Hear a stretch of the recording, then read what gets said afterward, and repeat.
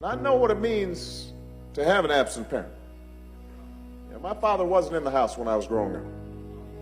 I have to say my circumstances weren't as tough as they are for many young people today.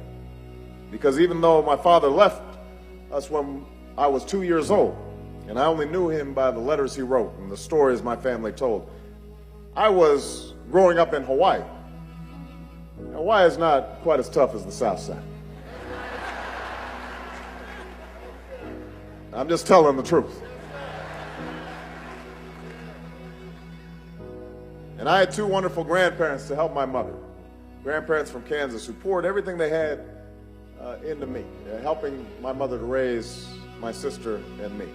They worked to teach us about love and respect and the obligations that we have to one another.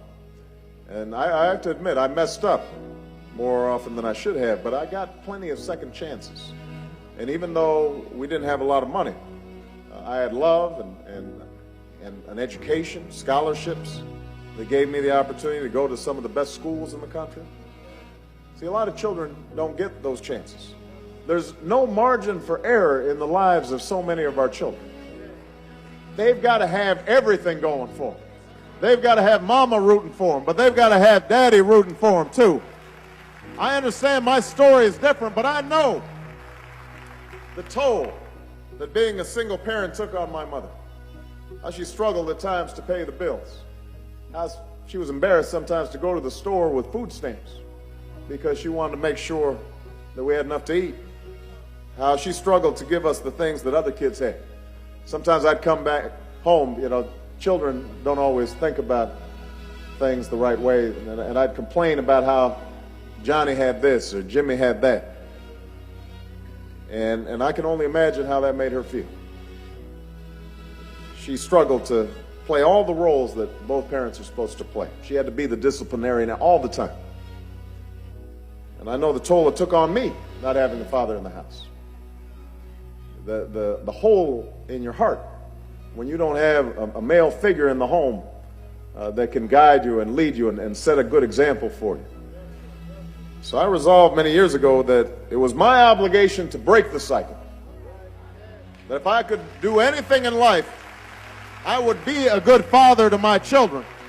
That if I could do anything, I would give them that rock, that foundation on which to build their lives. That would be the greatest gift I could offer them. When I was a young man, I thought life was all about me. How do I make it in the world? How do I become successful? How do I get the things I want? But now my life revolves around my two little girls. They're not so little anymore. And what I think about is, what kind of world am I leaving them? Are we leaving them a country where there's a huge gap between a few people who are wealthy and a whole bunch of people who are struggling every day? Am I leaving them a country that's still divided by race? A country where, because they're girls, they don't have as much opportunity as boys do? Am I leaving them a country where we're hated around the world because we don't cooperate with other nations?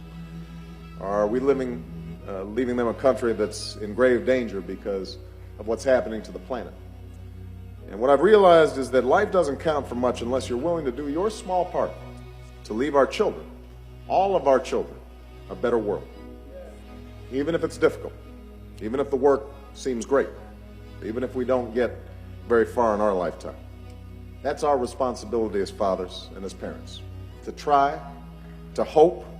We do what we can to build our house upon the sturdiest rock. And that's my prayer for all of us here on Father's Day. That's my hope for this country in the years to come.